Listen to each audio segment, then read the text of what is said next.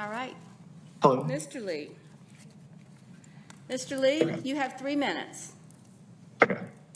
Then I will begin now. Greetings to the Charlotte City Council. We are Charlotte Lions School's ACE Action Team. I'm Evan Lee, and I'm joined by Lynn Zhao, Tyler Haruchi, Laura Han, Nisa Fadke, David Tan, and Evie Linker. For me, as well as approximately 200,000 children of Charlotte, our futures are in grave danger. Climate change is set to cause catastrophic effects on the entirety of North Carolina, including an increase in days that are so hot that they could potentially harm human life, a 50% increase in drought risks for North Carolina, and severely increased chances of wildfires across the nation. This is especially dangerous as in North Carolina, more than 50% of our people live in areas with increased risks for wildfires.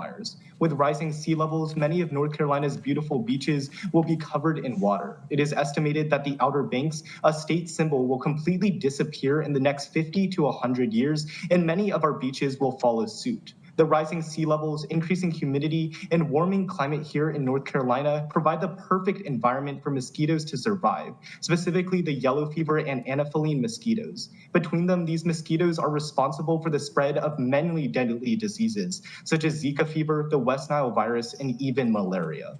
Additionally, the plastic pollution that plagues our waterways, parks, and streets through runoff and river streams will make it into the ocean. Not only does this tarnish the natural beauty of our treasured shores, but it also poses several health concerns. If not properly disposed of, this plastic can break down into smaller pieces called microplastics, which are consumed by fish and other marine animals.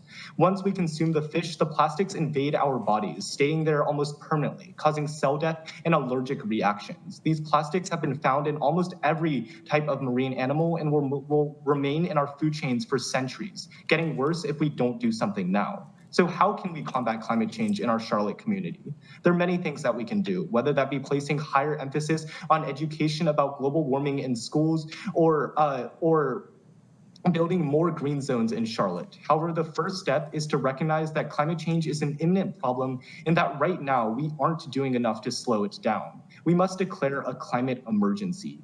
These declarations allow you, the officials, to access new resources and to commit to climate action plans and efforts, setting a precedent for others. It also sets cultural standards of prioritizing the climate crisis and a readiness to tackle it. It proves to both the state and federal governments that the people are ready for bold climate action. Your climate emergency action pressures the state and federal levels to join the momentum and move forward with climate actions. We have the opportunity to lead the rest of the state on how to address the climate crisis. I care about climate change because I have to live in whatever future there may be, and I will fight to make that future survivable.